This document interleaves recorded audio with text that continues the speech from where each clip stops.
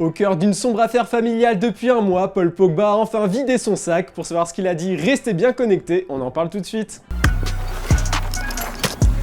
Foot.fr, fournisseur officiel de football. Bonjour à toutes et à tous et bienvenue dans ce nouveau JT Foot Mercato. Paul Pogba est bien silencieux depuis le jour où son frère Mathias Pogba a publié une vidéo sur les réseaux sociaux où il a promis de faire de grosses révélations sur lui et Kylian Mbappé.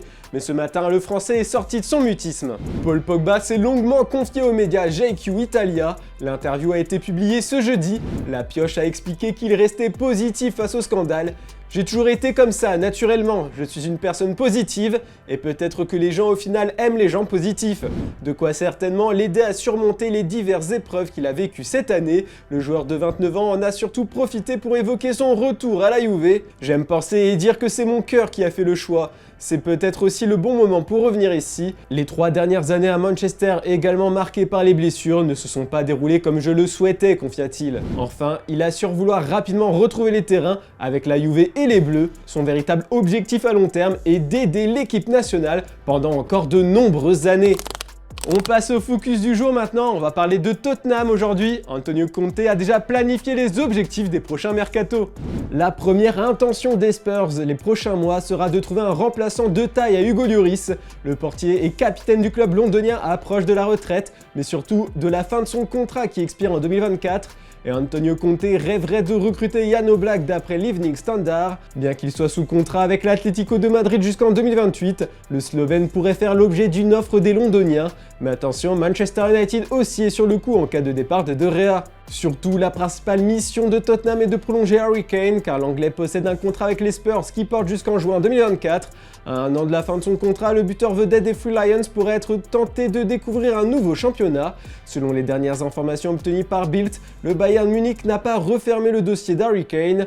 Pour les dirigeants bavarois, c'est le successeur idéal de Robert Lewandowski, surtout qu'en ce moment, le Bayern manque cruellement d'un véritable numéro 9.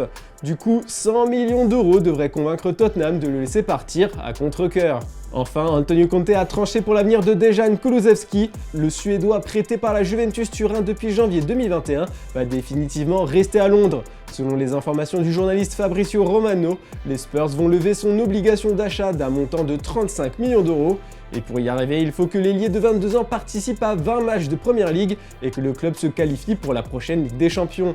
Ce qui semble atteignable, Kulusevski est titulaire et Tottenham est actuellement 3e du championnat anglais. Pour rappel, la vieille dame avait déboursé 35 millions d'euros durant l'hiver 2020 pour s'attacher ses services. Et on n'a pas fini de parler de la Juventus car le club veut recruter du lourd en janvier. Face aux mauvais résultats de l'équipe en ce début de saison, la vieille dame veut bousculer son effectif pendant le prochain mercato. La Gazzetta dello Sport dévoile de sacrés noms qui seraient sur les tablettes des Piémontais. Marco Asensio, Antoine Griezmann et Christian Pulisic sont ainsi convoités. Leur situation contractuelle ou sportive font d'eux des pistes plutôt crédibles. Ce n'est pas tout, selon le quotidien, en défense, les noms de Gabriel, Benoît Badiachil et Pau Torres sont sortis. Alors que pour les côtés, des joueurs comme Alejandro Grimaldo, Rami Bensebaini et le polyvalent Evan Ndika pourraient débarquer à Turin. Tout ça nous amène à vous poser la question du jour. Pour vous, quel joueur doit absolument être recruté par la Juve cet hiver? On attend vos avis et vos arguments en commentaire. D'ailleurs, hier, Stéphane vous a demandé sur quel joueur doit miser le Real pour son avenir. On retrouve bien sûr le nom de Mbappé, mais en majorité, vous préférez voir Jude Bellingham et Erling Haaland porter la tunique de la Casablanca dans les années à venir. Enfin, la bombe du jour nous vient de Marseille. Franck McCourt a démissionné du poste de président du conseil de surveillance du club. Des documents publiés dans les statuts de l'OM annoncent la démission du propriétaire de son poste de président du conseil de surveillance du club olympien. Il est remplacé par Barry Cohen. Cette décision a pris effet le 8 septembre dernier. Cette nouvelle information va fortement alimenter les rumeurs de vente de Marseille. Une affaire plusieurs fois démentie par Pablo Longoria, le président du club olympien, et Franck McCourt.